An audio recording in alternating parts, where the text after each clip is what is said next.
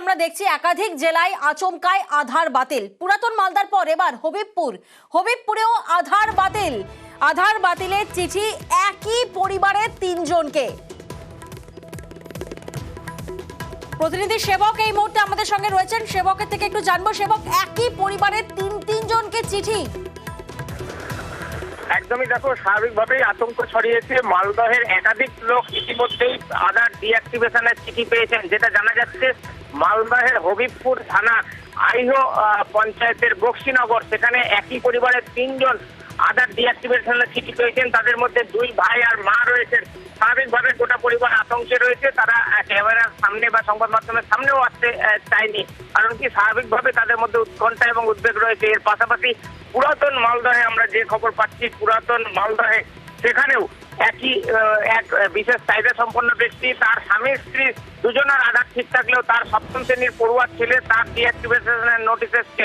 এর পাশাপাশি আরো এক ব্যক্তি তিনি জানিয়েছেন যে তার ছেলের আধার ঠিক রয়েছে, কিন্তু স্বামী স্ত্রী তাদের আধার কার্ড ডিঅ্যাক্টিভেট করে চিঠি এসছে। ফলে স্বাভাবিকভাবে সমস্যায় তারা পড়েছেন। ব্যাংক থেকে টাকা লেনদেন করা যাচ্ছে না, রেশন বন্ধ।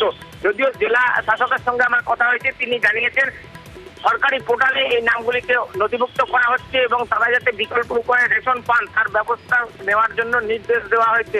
এবং ইতিমধ্যে এই ঘটনায় কিন্তু আমরা রাজনৈতিক চর্চাও দেখছি, কারণ রাজ্যের মন্ত্রী সাবিনা ইয়াসমিন তিনি বলছেন যুক্তরাষ্ট্রীয় কাঠামোতে হবিবপুরের পাশাপাশি পুরাতন মালদাতেও আধার বাতিল, আর যার জেরে ভোগান্তিতে বহু মানুষ।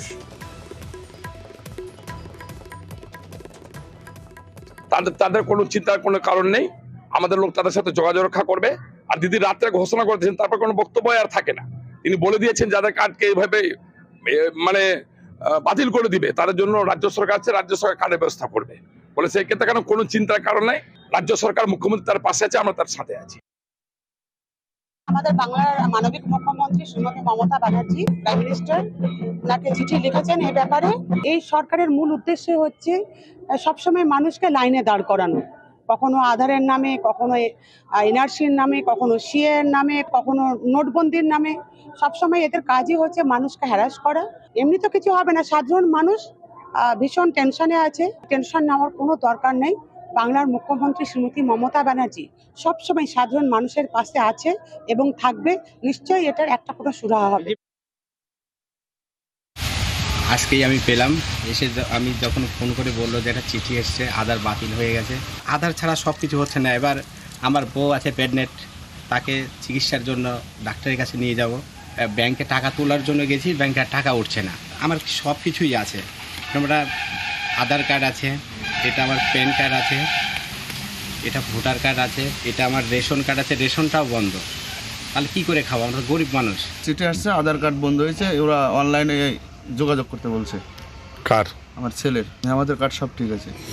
আমার কাছে দেখেন পাসপোর্ট আছে, আধার কার্ড আছে, ভোটার কার্ড আছে, প্যান কার্ড আছে, রেশন কার্ড আছে, ব্যাংকের বই আছে, লাইনের বিল আছে, হ্যান্ডিক্যাপ সার্টিফিকেট আছে, কাস্ট সার্টিফিকেট আছে, সবই আমার কাছে। ছেলেমেয়ে ভর্তি করতে যাচ্ছি, সেখানে সব কিছুই দরকার।